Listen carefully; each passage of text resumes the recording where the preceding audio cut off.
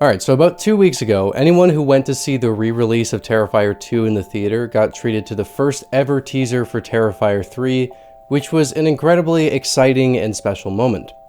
Now, if you saw it there, it probably means you're a fan of the franchise, but now that the teaser has been released onto the internet so everyone has a chance to take a look, it's spawned a bit of controversy that I kind of wanted to weigh in on. I don't know if controversy is even the right word. This is a very, very small amount of people who seem to be having this complaint. Before I do though, I just want to clarify, I'm not like turning this into like a news or drama channel or anything like that. I just wanted to touch on this specific situation because it's something that I thought about a lot. So what is it exactly that's causing some people to have an issue with Terrifier 3?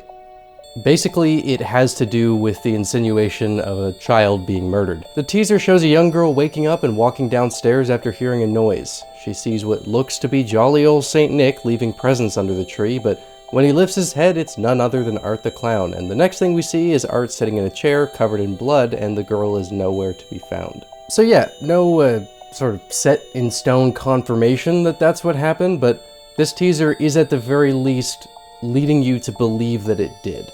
And considering that each of these movies seems to push things further and further, it's not out of the question. I would be shocked if that happened, or at least if we saw it in the same sort of detail that we're used to seeing in these movies, but I don't think that it's unlikely. Now look, children have died and gone through horrific things throughout the entire history of not just horror, it's just storytelling in general. It happens all the time, and I don't think the people who are upset about this teaser are ignorant about that. The most popular tweet that's floating around is from someone who claims to have seen both Terrifier movies, so they're aware that Art has killed a young girl before, and if they're watching Terrifier, I have no doubt they've seen other movies where children have died too. I mean, even in All Hallows Eve, Art the Clown kills 2 kids. The root of their concern stems from the nature of the franchise and just how far it tends to push things with violence. You hear that a child dies in most movies and you assume it'll be some off-screen thing or it's going to be handled in a gentler way than an adult dying, but when you think of Terrifier, your mind's going to go to that hacksaw scene from the first movie or the bedroom scene from the second movie, and then you're going to transpose a young child into that situation. If you ever want to have a meaningful conversation about these things, you have to try and understand the perspective of the person that you disagree with, otherwise it just turns into meaningless fighting, and that's worth jack shit. The reason I wanted to talk about this is because I think it's an opportunity to talk about something that I find to be really interesting, and that's the question about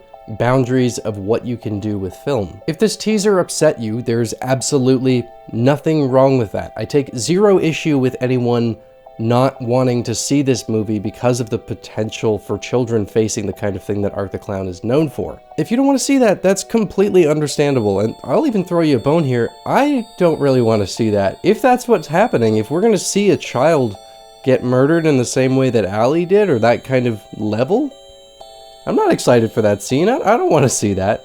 Does that mean that I won't watch the movie if that's there? No, because there's so much more about these movies that I find intriguing. But if it's between that happening and that not happening, I'd rather not, at least not to the same degree that we're used to. I'm not saying it shouldn't be there or it's too far, but just like personally, I don't know if I want to see that. What I take issue with is the people saying that anyone who's excited for this movie or watches it knowing what could potentially happen is a terrible person.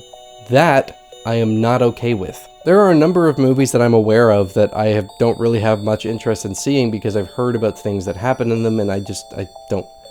There's no part of me that has like an urge to see some of that stuff, but I've no issue with anyone who's curious watching them. I think a big issue with the argument people are trying to make here is that it looks like it's coming from a perspective that doesn't really understand the draw of Terrifier 2 in particular. Was the bedroom scene a huge reason why a lot of people went to see it? Yes. Is it the first thing that comes to mind for some people when they think about the movie? Yes. But to say that the entire purpose of Terrifier is just to be over-the-top gory insanity is completely ignorant of everything that makes it stick the way it has. The first Terrifier, I will grant you, was pretty much just a showcase of Art the Clown as a villain and the no-limits approach. The first movie is that, but it wasn't anywhere near as successful as Terrifier 2. In fact, there are tons of unbelievably sick, twisted, gory movies that didn't get the same amount of attention that Terrifier 2 did, and that's because there's so much more to that movie than the insane levels of violence. Is that element fun? Yeah. I love seeing people watch these movies for the first time, and the practical effects are really great, but I've seen tons of movies that you can tell are made basically as a delivery mechanism for gore, and they're boring as hell. In fact, I'm not even really the biggest fan of the first Terrifier movie for that exact reason. I don't hate it, I find it mildly enjoyable, but it was pretty much a display piece to show off what Leone was capable of with the villain, and there's some great stuff in that, but without David Howard Thornton's incredible performance as Art the Clown, that movie would have faded into obscurity. The thing that's made Terrifier 2 such a massive success isn't the gore, and you can tell because people are still talking about it over a year later, and the hype for the third movie is massive. What's being disregarded in these claims is the really interesting story that was set up in the last movie that left fans with a lot of questions they can't wait to get answers to. You're not acknowledging that Sienna is considered by a lot of people to be one of the best final girls in horror history, and the idea of Terrifier 2 basically being this cosmic test to see if she's able to be the one to take on Art the Clown makes seeing what's to come really exciting. You're disregarding that Art isn't just a really brutal killer. There is so much mystery and intrigue about the history of the character and what he actually is, and the on-screen charisma of David Howard Thornton's silent performance results in one of the most entertaining and unique horror villains in a very long time. You're also disregarding things like the music and the tone. There's so many other drivers here. So the claim that these movies are purely gore simulators is just flat out wrong, even if that's all you took from them. The gore isn't even meaningless either, because I found by the time I got to the end of the movie and Sienna started fighting back, it was a feeling of catharsis I rarely have in horror, thanks to how intensely Art was built up as this sadistic, evil piece of shit. It only felt as good as it did because we saw just how bad he is, and the religious imagery throughout culminating in good fighting evil as a Valkyrie versus a demon is one of the most memorable horror climaxes in recent memory. There's so much more to these movies than gore, so that argument just falls flat on its face. All that being said, none of that changes the argument that's being made about children facing the kinds of things that Art is known for doing. It does negate part of the point about children shouldn't be dying in these movies because they're just gore simulators and that's not appropriate, but it doesn't change the perspective of someone who just, regardless of the subject matter and the context, doesn't want to see that in a movie. You can be a wonderful, loving, caring person and still enjoy incredibly violent, fucked up movies. You might think that's dissonant, but it's really not.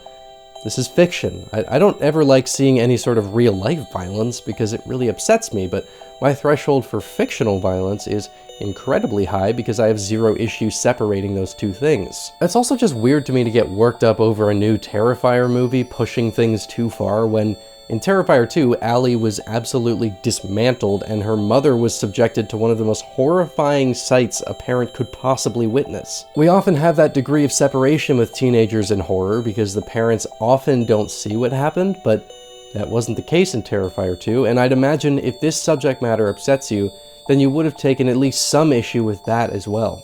One of the things that really bothers me about this kind of argument is that when you say it like this, when you say, I've seen the other two, I was fine with those, but now this one's too far and you're terrible people for liking it, it's a really selfish stance to take because you're going, I get to decide what's too far for you to be considered a good person. That's crazy to think that you're like this arbiter of morality who gets to decide where the line is and everyone else has to abide by that. This is all different when it's a child though, and I get that, but at the end of the day, that just comes down to what you're comfortable engaging with in storytelling. If I thought Terrifier 3 was going to be nothing more than a gore fest, I'd be a lot less interested in it, but it's the story and the characters that have me so invested and excited to see what comes next, and it's ridiculous to try and say that anyone who's excited for the movie is a terrible person for that. We'd be here forever if I went super in-depth on the topic of limits in filmmaking, but the way I see it,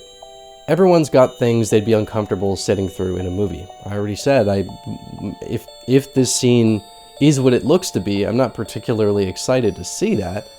But, you know, the mood you're in on the day you watch it, how willing you are to sit through being uncomfortable in a movie for the sake of the experience, we're all gonna have different things that we'd rather not sit through, generally speaking, and that's absolutely okay. This is fiction, and different people will have a different tolerance level for certain subject matter, but just because you're not okay with seeing something in a movie or a book or a game or whatever it is, it doesn't mean that the people who decide to engage with it are lesser than you. Terrifier 3 will without a doubt be a successful movie, and you're not gonna change anyone's interest in all the things that this franchise is doing right by calling them bad people for being excited. That's really all I have to say about that.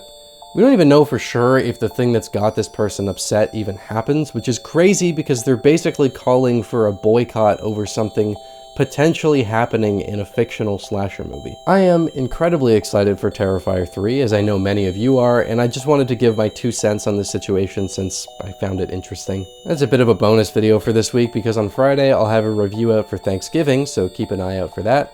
I've also got some reviews lined up for December that I'm really excited about, so stay tuned for all that. Thank you for stopping by Rocklin Graves. I hope you've enjoyed your stay.